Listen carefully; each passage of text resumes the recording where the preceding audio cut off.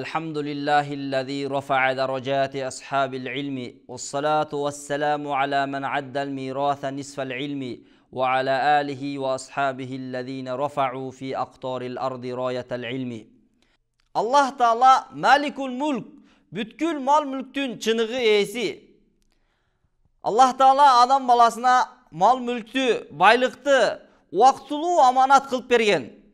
Mına uşul vaktulu amanat kılıp berilgen baylıktı adam balası kemçiliktü akıllı menen bul mal mülktü men öz mehnetim menen maşakkatim menen taptım deydi. Jana bul maga taandık degen түшүнүк menen жашоо өткөрөt.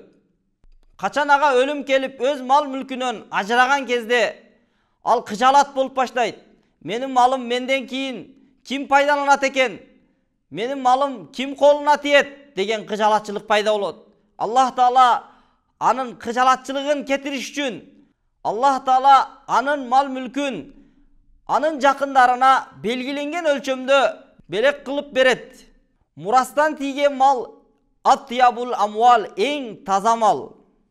Albatta paygambarlar muras kалтырган эмес, жана мурас алган дагы эмес.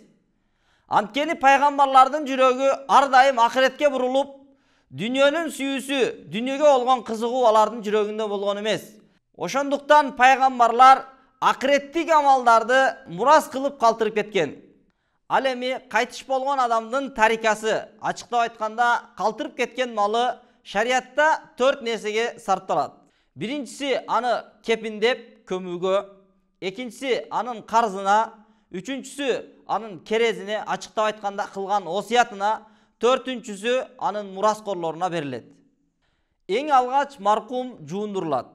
Жуундурганда ага керектелүүчү самын, атыр жана башка нерселер маркумдун таштап кеткен малынан коротулат. Маркумду жуундуруп бүткөн соң ал кепинделет. Аны кепиндөөдө өтө чектен чыгып, анын жашоосунда кийген кийиминен дагы кымбат кездеме колдонуп, ысырап кылуудан сактануу керек. Жана ошондой эле өтө үнөмдөп, эски кездеме колдонуп, сараңдык кылуудан сактануу керек. Анткени хадисте келет: "Ман валия ахаху фальюхсин кафанаху." Ким жакындарын кепиндөөнү өз жоопкерчилигине алса, анда ал кепинин эң жакшы кылсын. Андан соң маркумдун калган малын кабыр казууга, кабырды сатып алууга иштетебиз. Эгер кайсыл жерлерде кабыр сатылса, же кабыр акчага казылса, мына ушундай учурда маркумдун малынан иштетсе дурус болот. Эгер кайсы бир мураскор маркумдун кепинине же аны көмүүгө өз тарабынан сарптаса, андан соң берген өлчөмдү маркумдун таштап кеткен малынан кайтарып алса болот. Ал эми белек кылып коюш бул эң жакшы болот. Бирок аял кишини кепиндөө, аны көмүү күйөөнүн жоопкерчилигиндеги нерсе. Демек күйөөсү ага сарптаган акчасын, сарптаган малын кайрадан кайтарып алуу дурус эмес.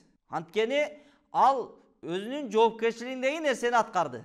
Ал эми кайсы бир адам сапарда кайтыш болуп, аны бейтаныш адам көмүп, аны кепиндесе, ага канча акча сарптаган болсо, ал ошол сарптаган акчасын анын мураскорлорунан кайтарып ала албайт. Ал ошол адам тараптан белек болуп кетет.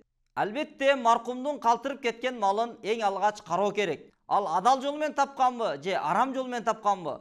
Эгер ал арам жол менен тапкан мал мүлк таштап кеткен болсо, анда ал ошол адамга арам болгондон кийин анын мураскорлоруна кантип ал адал болсун? Ал эч качан адал болбойт. Ал малды анын мураскорлору өз ээлерине кайтарып берүү зарыл. Эгерде ээлерин тааныбаса же билбесе, белгисиз болсо, анда ал ошол акчаны, ошол байлыкты соопту ниет кылбастан жөн эле кедейлерге, кембагалдарга берип коюу керек. Ал эми кээ бир жерлерде маркумду жуундурган адамга анын кийимин жана анын жеп ичкен идиштерин ошол адамга беришет. Бул албетте шариятта жок нерсе, туура эмес нерсе. Мына ушундай кылуу бул жетимдин акысын жеген болуп саналат. Анткени анын кийими дагы, анын жеп ичкен идиши дагы ал мураскорлордуку болуп эсептелет. Ошондуктан маркумдун таштап кеткен малын туура негизде бөлүштүрүп, туура негизде колдонуу зарыл болот.